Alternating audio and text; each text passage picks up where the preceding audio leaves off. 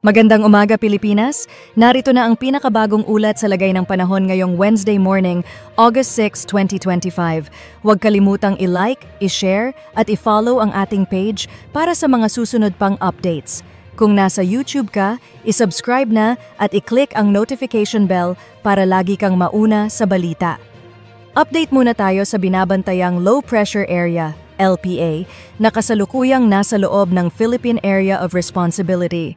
Ayon sa latest update ng PAGASA, huling namataan ang sentro nito sa layong 550 kilometers sa silangan ng Infanta, Quezon.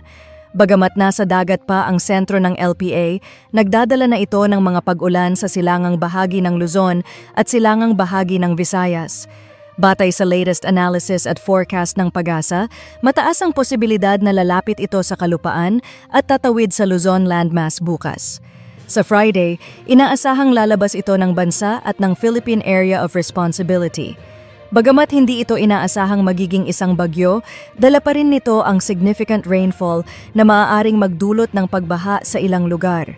Kaya't mahalagang manatiling alerto at patuloy na mag-monitor sa mga opisyal na abiso ng otoridad. Samantala, ang Southwest Monsoon o habagat ay patuloy na nakaaapekto sa malaking bahagi ng Mindanao, pati na rin sa kanlurang bahagi ng Southern Luzon at Visayas. Magdudulot ito ng scattered rains and thunderstorms sa mga nabanggit na lugar.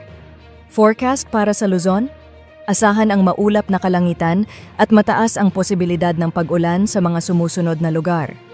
Cagayan Valley Region, Aurora, Quezon, Bicol Region, Marinduque, Romblon.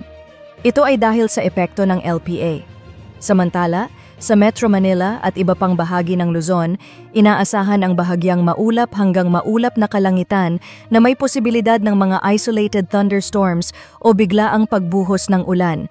Kaya paalala sa mga lalabas ngayong araw, huwag kalimutang magdala ng payong. Forecast para sa Visayas at Mindanao, maulap at maulan din ang panahon sa Eastern Visayas, particular sa Northern Samar, Eastern Samar, Samar Province, Leyte, Biliran. Dulot ito ng low pressure area. Sa mga lugar naman na naaapektuhan ng habagat, asahan ang pag-ulan sa mga sumusunod: Zamboanga Peninsula, Basilan, Tawi-Tawi, Sultan Kudarat, Sarangani, Negros Island Region. At sa sea condition, wala tayong gale warning na nakataas sa alinmang baybayin ng bansa sa ngayon. Gayunman, paalala pa rin sa mga kababayan nating mangingisda, lalo na ang gumagamit ng maliliit na bangkang pandagat, mag-ingat at siguraduhing ligtas ang inyong biyahe. Iyan ang latest sa lagay ng panahon ngayong araw.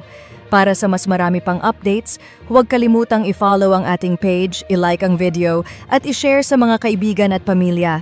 At para updated ka lagi, i-click na rin ang notification bell. Ingat po tayong lahat!